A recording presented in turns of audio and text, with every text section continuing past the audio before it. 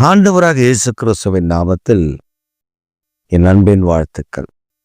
இந்த காலை தியானத்திற்காக நாம் தெரிந்து கொள்கிற வேத வசனம் நெகேமியாவின் தீர்க்கதரிசன புஸ்தகம் 13ஆம் அதிகாரம் 31ஆம் திருவசனம். என் தேவனே எனக்கு நன்மை உண்டாக என்னை நினைத்தருளும். என் தேவனே எனக்கு நன்மை உண்டாக என்னை நினைத்தருளும். அதற்கு முன்பு நெகேமியா சொல்லும்பொழுது சொல்லுகிறார், பலிக்கான பொருள் அதெல்லாம் திட்டம் பண்ணி நான் கொடுத்தேன். தேவனே நன்மை உண்டாக என்னை நினைத்தருளும். ஆண்டவரை, நான் உமக்கு செய்த காரியங்களை நீ நினைத்து என்னை ஆசீர்வதியும்.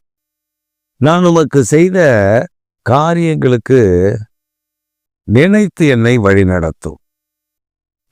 இந்த நெகேமியாவுடைய காரியங்கள் எல்லாவற்றையும் நீங்க உற்று கவனிப்பீர்களே, ஆனால் நெகேமியாவுடைய ஜெபம் அப்படித்தான் இருந்தது. என்னை நினைத்தருளும் ஆண்டவரே, என்னை நினைத்து என்னை ஆசீர்வதியும். நான் செய்த காரியங்களை நீ நினைவு கூறும்படி நாங்கள் ஜெபிக்கிறோம் என்றுதான் நெகேமியா சொல்லுகிறதை அந்த வேத பகுதிகள் நமக்கு தெளிவுபடுத்துகிறது.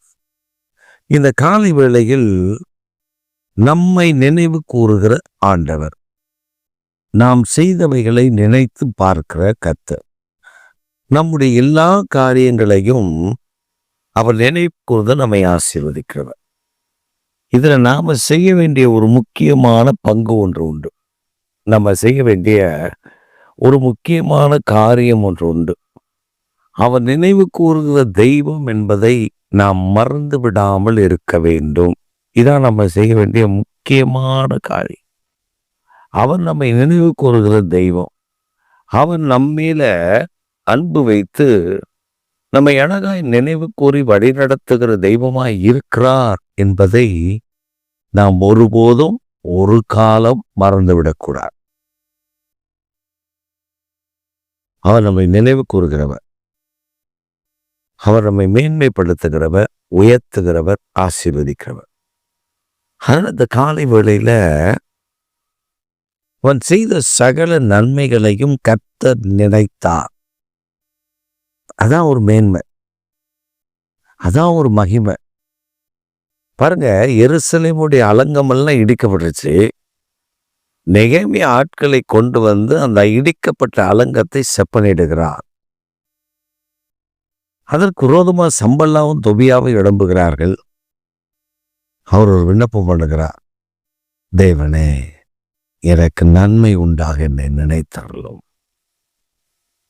இந்த ஜெபம் ஒரு பெரிய ஜெபம். எனக்கு நன்மை உண்டாக, தீமை செய்வதற்கு, அதாவது நெகேமியா ஜெபிக்கிற ஜெபம், ஏன் இந்த ஜெபத்தை ஏறெடுக்கிறான்னா, அவருக்கு தீமை செய்வதற்கு ஒரு கூட்டம் எழும்பினது, அவரை கொலை செய்வதற்கு ஒரு கூட்டம் எழும்பினது, அவரை நிர்மூலமாக்கி போடுவதற்கு ஒரு கூட்டம் எழும்பினது.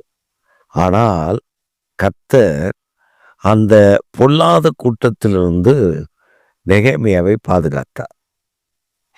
ஒருவன் ஒரு செய்தியை சொல்லுகிறான், உனக்கு விரோதமாய் இப்படி வருகிறது, உனக்கு விரோதமாய் அப்படி வருகிறார்கள், நீ இங்கே வந்து ஒளிந்து கொள், நீ அங்கே வந்து ஒளிந்து கொள் என்றெல்லாம் சொல்லுகிறார்கள். ஆனால் நெகேமியாவுக்கு உறுதியான நம்பிக்கை என்னன்னா, நான் ஆராதிக்கிற தேவன் அவர் உண்மை உள்ளவர், எனக்கு நன்மை உண்டாக அவர் என்னை நினைத்தருளுவார். நிறைய வேத பகுதியில், நிறைய வசனங்களில் அவர் அதை ஞாபகப்படுத்துவார். எனக்கு நன்மை உண்டாக என்னை நினைத்தருளும். அப்ப நம்முடைய வாழ்விலையும் நம்மை நினைத்து நாம் செய்கிற காரியங்களை கர்த்தர் நினைவு கூறுகிறவராய் இருக்கிறார் என்பதை மறந்துவிடக்கூடாது. என்னெல்லாம் நினைவு கூறுவாரு? நாம் செய்கிற ஜெபம், நாம் செய்கிற ஊழியம், நாம் செய்கிறதான சகல காரியங்கள். தேவனுடைய நாமத்தை முன்னிட்டு ஒரு சின்ன காரியத்தை நாம் செய்தால் கூட அதை ஆண்டவர் நினைவு கூறுகிறவர். அதனால்தான் வேதத்துல 3 புஸ்தகம் இருக்கிறது. ஒன்று வேத புஸ்தகம், ஜீவ புஸ்தகம், ஞாபக புஸ்தகம். ஆண்டவர் அதில் அவைகள் எல்லாம் எழுதி வைத்து நம்மை ஆசீர்வதித்து வழிநடத்துகிறதை நாம் பார்க்க முடியும்.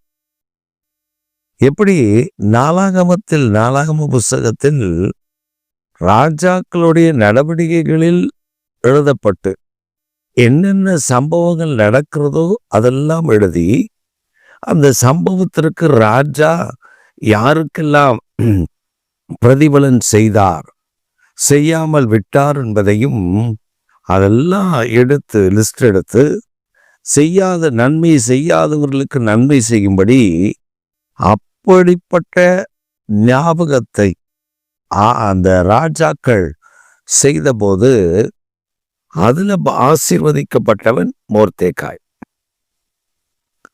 மொர்தெகாய் ராஜாவுக்கு விரோதமா எழும்பி வருகிற 2 சத்துருக்கள் 2 பேர் சேர்ந்து ராஜாவை கொலை செய்ய அவர்கள் திட்டம் பண்ணின போது அதை ராஜ அரண்மனையில் இருக்கிற எஸ்ஸருக்கு அறிவித்து அதை ராஜாவுக்கு அறிவித்து அதை கிராஸ் செக் செய்த பொழுது அது உண்மை என்று அறிந்து 2 பேரையும் தூக்கி போட்டார்கள். ஆனா நெகேமியா இந்த காரியத்தை சொன்ன மொர்தெகாய்க்கு ஒரு நன்மையும் செய்யப்படவில்லை. ஆனா பாருங்க, ஆமான் பெரிய தூக்கு மரத்தை உண்டு பண்ணி அதுலதான் நான் இவனை மொர்தெகாயை கொண்டு போய் நான் தொங்க விடுவேன் அப்படின்னு நிற்கும் பொழுது அகாஸ்வேரு ராஜாவுக்கு தூக்கத்தை வரவிடலை. அகாஸ்வேரு ராஜாவுக்கு தூக்கம் வரல. உடனே அகாஸ்வேரு ராஜா நாளாகமத்தை வாசிக்க சொல்லுகிறார், நடவடிக்கைகளை வாசிக்க சொல்லுகிறார். வாசித்த போது மொர்தெகாயுடைய பேரினால எழுதப்பட்ட அந்த சம்பவத்தை கேட்கிறார். இந்த மொர்தெகாய்க்கு ஏதாவது நன்மை செஞ்சுட்டோமா, கனப்படுத்திட்டோமா அப்படின்னு கேட்கிறார். இல்ல, ஆமான் அவரை கனவீனப்படுத்தணும்னு நினைச்சிட்டு இருக்கா. ஆனா மொர்தெகாயை கனப்படுத்த ராஜாவை தூங்க விடவில்லை. நன்மையை நினைத்தருகிற தேவன். மொர்தெகாய் செஞ்ச நன்மைய கர்த்தர் நினைவு கூற பண்ணுகிறவர். இந்த காலை வேளையில் நீங்கள் செய்த நன்மையை நினைவு கூறும் ஒரு ஆண்டவர் இருக்கிறார். ஐயோ, நான் ஊழியம் செய்தேனே, நான் இப்படி பண்ணனே அப்படி பண்ணனே, ஆண்டவருக்காக வைராக்கியமா இருந்தேனே, என் வாழ்க்கையில் இவ்வளோ சோதனை, என் வாழ்க்கையில் இவ்வளோ பிரச்சனை, இவ்வளோ போராட்டம் அப்படின்னு நம்ம புலம்பாதபடி தேவனுடைய கரத்துல ஒப்பு கொடுத்து காத்திருப்போமையானால் கர்த்தர் நம்ம மேன்மையாக வைக்கிறதை காண முடியும். இந்த கால வேளையில் நீங்கள் ஆண்டவருக்காக செய்த சகல காரியங்களை அவன் ஞாபகத்தில் வைத்திருக்கிறார். ஆமென், ஆமென்.